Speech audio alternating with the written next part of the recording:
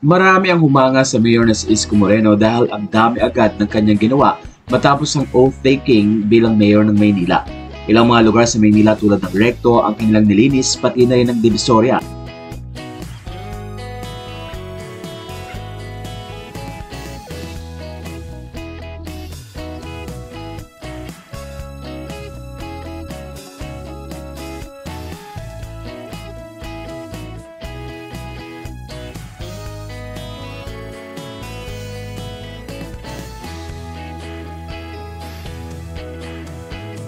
Lumibot din sa Maynila ang nasabing mayor. Nagkaroon ng inspection sa Welcome Rotonda, Espanya at Arpapa at nagkaroon ng curfew para sa mga minors mula 10 p.m. hanggang 4 a.m.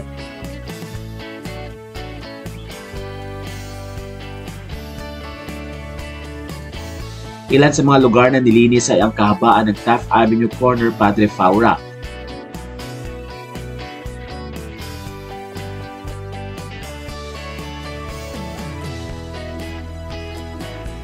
Nagkaroon din ng paglilinis sa Delpan Evacuation Center katulong ang Manila Department of Social Welfare.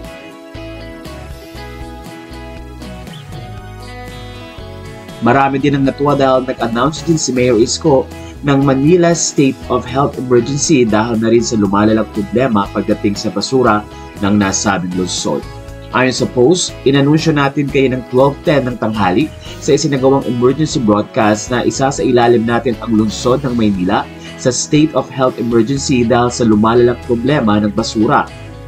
Kakailanganin natin ang kaukulang legal na authority mula sa sangguniang panglungsod para matugunan ang krisis na ito. Dahil ang krisis sa basura ay may domino effect sa iba't ibang suliranin, kailangan natin itong tugunan sa lalong madaling panahon. Ayon sa mga netizens, excited silang makita ang malinis na Maynila muli. Dagdag pa ni Mayor Isko, isinapubliko natin ngayong araw sa isinasagawang press conference ang liham ng dalawang kontraktor ng basura, ang PhilEco at Metro Waste, na nagsasaad na sila ay atras na sa kanilang kontratang pinasok sa lungsod ng Maynila dahil hindi sila nabayaran ng nakaraang administrasyon. Ilang mga taga-Maynila din ang nagsabi na mabibigyan ng pagkakataon na makapag-work muli ang mga senior citizen. Ayon sa comment ng isang netizen, ibabalik din ni Yorme ang ginawa niya, yung mga seniors pwede lang mag-work sa fast food para di ma-bored sa bahay. Di naman mahirap na work para may kinikita. Mag-open ng pinto, kaunting punas, kahit half-day work ganun para may pinagkakaabalahan same as Hong Kong. Ayon sa mga netizens, isang araw pa lang ng work ay ang dami na niyang ginagawa. What more ang buong 3 years na uupo siya. Samantala napansin din ni Mayor Isko ang 2 volt cash sa opisina ng mayor. Ayon kay Isko, no one but 2 volts anong ginagawa ng 2 malalaking cash vault na ito. Kailan pa naging City Treasurer Office o bangko ang opisina ng isang alkalde. Napansin din niya na nasimot ang gamit sa nasabing opisina. Sa unang araw ng ating pagbabalik sa Manila City Hall, simot na ang mga gamit ng opisina ang ating naabutan. Ngunit maliit lamang na problema ito kumpara sa mga krisis na kinakaharap ng lungsod ng Maynila.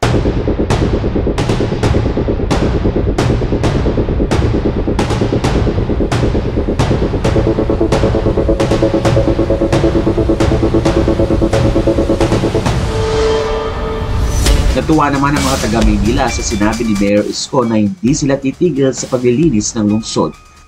Nagsimula na rin ang pagtanggal ng badil sa kahabaan ng Arten sa Tondo. Hindi tayo titigil hanggat hindi nauubos ang kalat at dumi sa ating lungsod.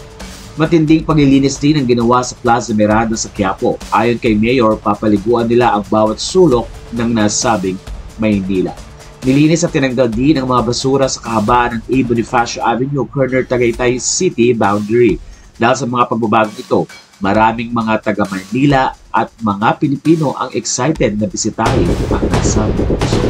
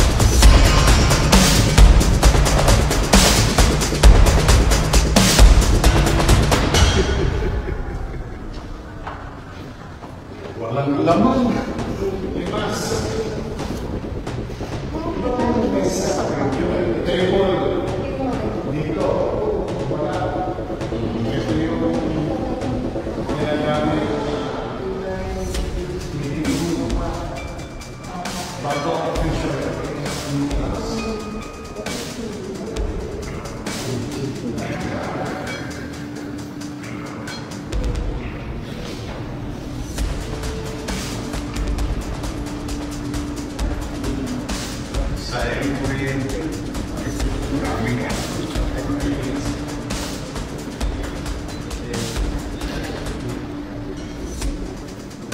40 na sabi ba, city government? Yes. Yes. Hindi siya personal.